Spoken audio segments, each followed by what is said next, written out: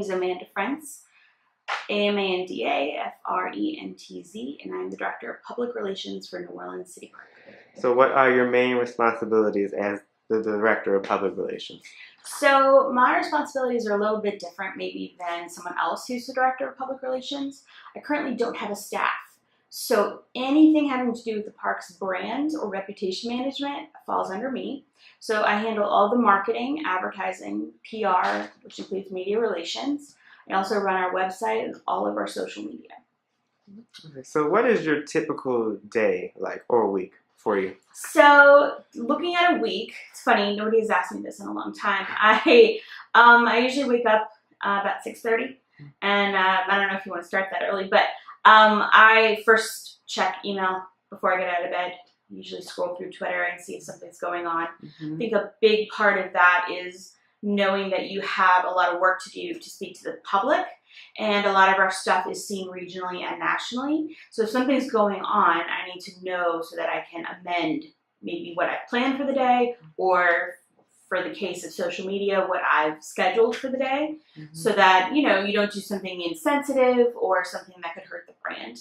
So that's usually before my feet hit the floor. So I'm usually here between 7:30 and 9 each day.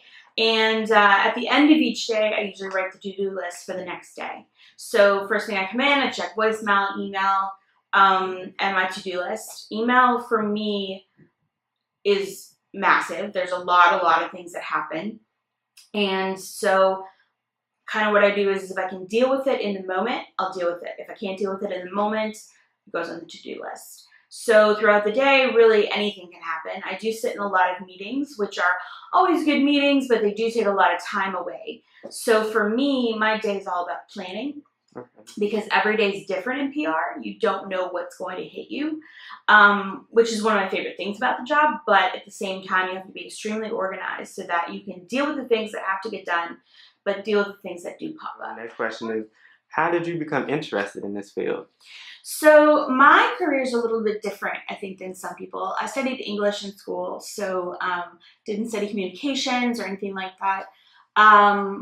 But when I spent some time thinking about what I wanted to be when I was younger, this is it. This is for sure. I mean, I took a lot of classes, tests, like a lot of people do, especially in high school, that at the end, you know, you look up the number and it tells you what you're supposed to be. And often I got PR professional or producer, which aren't that different from each other, actually. So for me, I actually was working at the Hotel Montleone in 2008, and I got laid off. You're very young, so you probably don't remember this. You were very, very young when that happened. But the economy had taken a massive hit.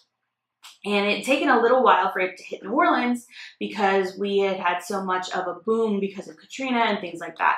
So I actually was laid off for 51 weeks, which is obviously almost an entire year. I went on 74 interviews in 51 weeks in one suit. It was a very, very tough year. It was about 2 weeks away from lying on my resume saying that I didn't even go to college and just finished high school just so I could get a job at McDonald's to pay the electric bill. So I had come here for an interview. The interview itself did not go so great, so I hadn't even really thought about it. I remember thinking, getting in the car, I'm not even going to tell my mom about this. Like, it wasn't even that big of a thing. So I started in development here. And development, really the park as a whole after Katrina was a different place, right? We almost didn't come back after the storm at all, the entire park. So there was no PR department. So about 3 months after I started working in development, I realized there was no one doing social media. There was really no one doing proactive media relations. So I started doing both. So for about 6 months, I worked 7 days a week. And then after 6 months, I presented my director 2 pieces of paper and said, these are 2 different jobs. And if we hire for 2 different jobs, both jobs will get done better. And, you know, one person who's working in development can bring in more money and not worry about PR and vice versa. So that's kind of how I got started. And then I was the media manager for a few years, and then I became the assistant director, and now I'm the director. Were there any challenges you faced starting out? I think a big challenge for me was I didn't have any experience other than what I was teaching myself. I didn't have any classes. I knew that I liked people and I knew how to work with people. And I, like many people who were young at the time, I worked in retail, I worked at a library, like with customers. And so a lot of PR is what you might call customer service, because what you are dealing with is the public. So whether or not they have given you money for something or not doesn't really matter. If you're dealing with a problem, or you're dealing with someone who is having trouble buying tickets online, or you're dealing with a reporter who's trying to get towards a story, it's all the same. So for me, not having that background was a bit of a challenge.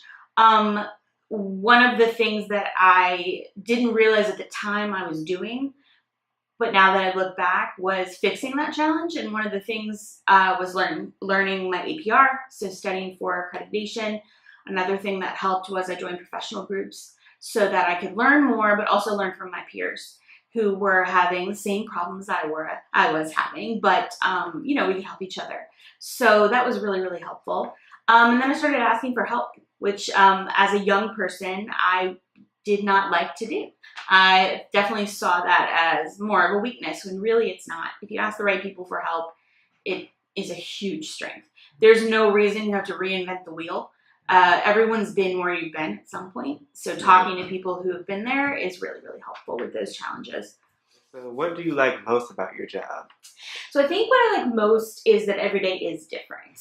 One day I'm standing in the middle of a field, counting birds with someone. And the next day I'm dealing with a crisis situation. And the next day, we're building something and I have to do a video report about it. Or, so really, to me, the more I thought about it, thinking back when I was deciding what I wanted to do with my life,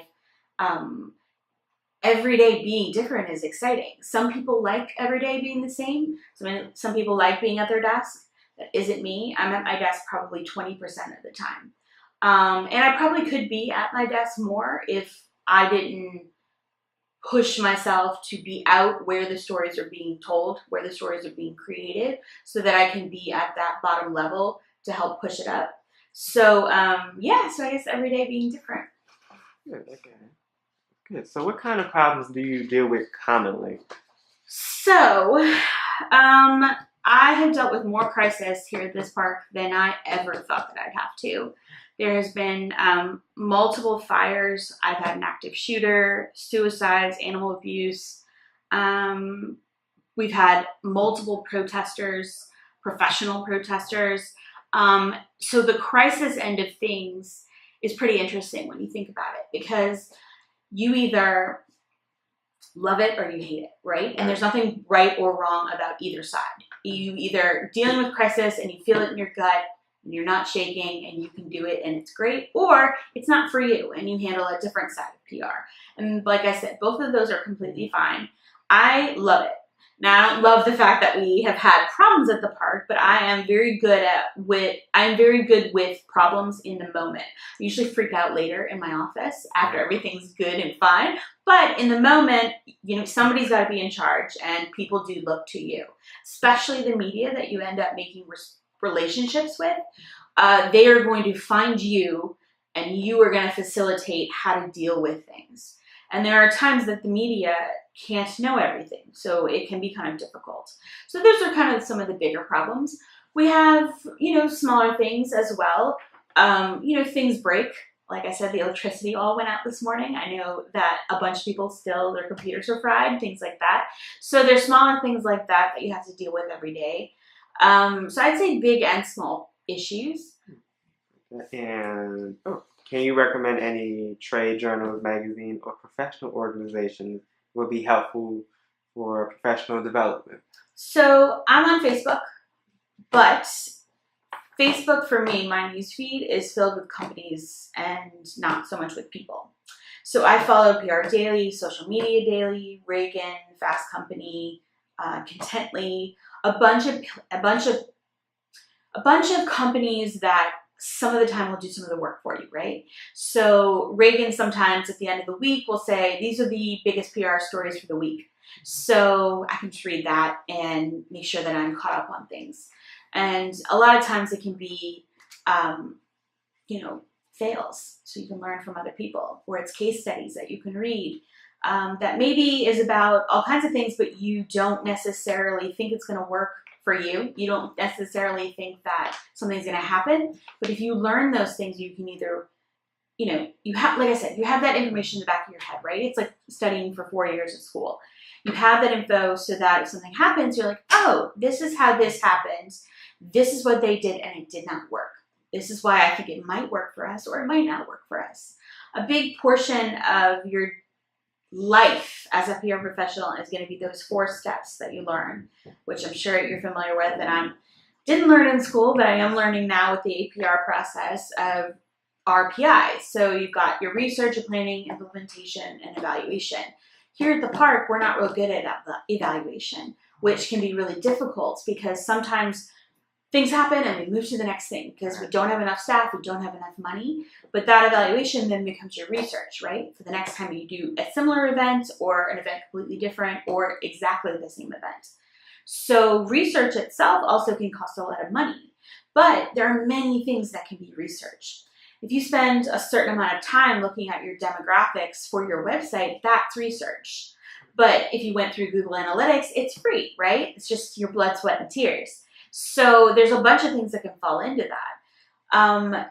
So all of these other professional groups and places that you're going to learn case studies and things like that, they're all using that as well. It may be slightly different here or there, but everybody in PR is going to follow that 4-step plan. Professional groups are super important, as I've talked about. I'm in a bunch of them. And more and more, they're becoming more about media as a whole. So I'm president-elect for the Public Relations Association of Louisiana, the New Orleans chapter. And a lot of times I invite people to come to our events and they're like, oh, I work in marketing, not PR. And I'm like, there are separate jobs. They are different from each other, but we also can learn a lot from each other. And in most companies, you don't have someone specifically for PR marketing unless it's a big company that has a lot of money and a lot of staff. So for example, my job, I run all of our PR marketing, advertising. So it does well for us to have speakers that aren't just about specific PR issues or specific PR things to learn. It's about branding as a whole. It's about customer relations. We're all dealing with the same things. And we're all looking out for each other. I think that's something that I didn't mention is I pay attention to our competitors, absolutely. I also work with our competitors, meaning I probably once a month speak to the person who does my job at Central Park, Balboa Park, Forest Park. They're all over the nation. We're either bigger or smaller, about the same for a lot of parks. We're actually twice as big as Central Park, but they have a lot more money than we do. They also have the Met. They have a bigger zoo inside the park, that type of thing. Balboa Park has a dozen museums. So we're a little different, but we're the same. But then paying attention to what your competitors are doing as well. One of our big competitors is Audubon, right? But I probably talk once a week to their team over there. What are you guys doing? Where are you spending money? What conferences are you going to? Case studies. What worked? What didn't? We actually have Audubon coming in June to speak at the Prahl group about the jaguar problem that they had, where the jaguar got out. What did they learn? How, what tricks did they try to make happen? They actually did a piece in the newspaper from the jaguar's persona saying that he was sorry and he was real sorry that this happened and this and that. Did that land well? Did people think it was silly but in a bad way, or did they think it was silly in a good way? Did donations go up at that point? Did they go down? So speaking to your competition, I think is really important, which I think probably should have been in one of those questions that I completely forgot. But yeah, That's fine. We got this.